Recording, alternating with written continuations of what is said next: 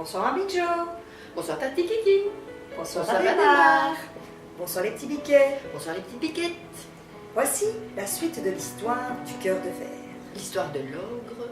Et de l'oiseau. L'oiseau guide l'ogre. Il lui montre les chemins qui contournent les villages. Il ne faut pas que tu t'approches des villages, car ils sont habités par des hommes, lui explique-t-il. Leurs enfants sont si adorables que tu pourrais avoir envie de les croquer. Je t'aiderai à trouver des animaux malades, des écorces et des racines pour te nourrir. L'ogre suit les conseils de l'oiseau. Il évite les hommes. Il marche à grands pas, traverse les bois et parcourt les plaines. Il enjambe les rivières, saute par-dessus les fleuves et contourne les mers. Et pour la première fois de sa vie, il se sent heureux.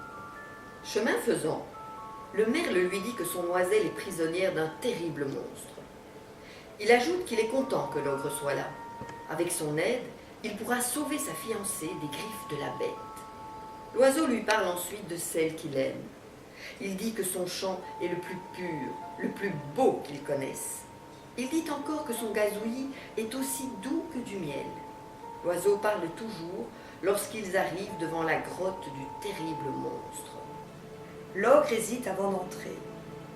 Il sait semer l'hiver et la tourmente, mais ne sait pas comment combattre une terrible bête. Il sait encore moins comment combattre sa peur. Car il a peur et c'est nouveau pour lui. Le merle, perché sur son épaule, l'encourage en lui donnant des petits coups de bec sur la joue. L'ogre s'avance dans la grotte. Il y fait humide et très sombre.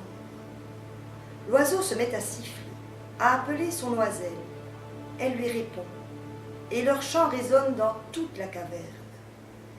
L'ogre pose sa main sur son cœur de verre. Il sent le craquement de la fissure qui grandit. Au fond du tunnel, au bout de la nuit, il y a une lueur, la flamme d'une bougie. L'ogre se dirige vers elle à pas de velours. Plus il s'approche de la petite lumière, plus il est saisi et plus il tremble. La flamme éclaire un visage. Ce visage n'est pas celui d'une bête affreuse ou d'un monstre terrible, mais celui d'une jeune ogresse. Elle caresse doucement la tête de la merlette posée sur son bras. L'ogre la trouve très belle. Son regard est aussi clair, aussi bleu que l'eau des cascades gelées. Sa bouche est aussi rose et brillante que les cristaux de neige au lever du jour. L'ogre est ému, et pour la première fois de sa vie, il a envie de sourire. Il regarde l'ogresse et lui offre son tout premier sourire. Elle lui sourit à son tour. À cet instant, le cœur de verre de l'ogre explose en 1000 morceaux. Et cette explosion libère son cœur, celui de chair et de sang, qui était enfoui sous la glace. L'ogre tourne la tête pour remercier l'oiseau, son ami. L'oiseau qui est venu le chercher au fort de l'hiver, dans sa glacière, pour l'entraîner loin de chez lui. L'oiseau qui savait que son oiselle n'était pas la prisonnière, mais l'amie d'une ogresse. L'oiseau qui sait qu'un cœur de verre a besoin d'amour pour fondre. L'oiseau et son oiselle aident l'ogre et son ogresse à retrouver le chemin du pays des glaces.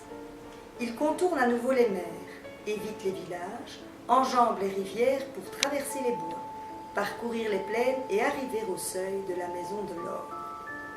L'ogre se demande si l'ogresse acceptera de partager sa chaumière glacée. Il ne doit pas attendre longtemps avant d'avoir la réponse. L'ogresse regarde autour d'elle et d'un simple regard chauffe le cœur de tous les habitants de la forêt. La caresse de ses mains transforme les bourgeons des arbres en fleurs printanières. Et son haleine souffle le chaud pour rendre la vie à tout ce qui était endormi. L'hiver se retire sur la pointe des pieds et laisse la place à la belle saison. L'ogresse entre ensuite dans la maison et ouvre toutes les portes et les fenêtres. L'oiseau retrouve son nid de cheveux et invite l'oiselle à s'y installer. Dans les Hautes-Fagnes, il existe un endroit que personne, ou presque, ne connaît, la glacière de l'ogre.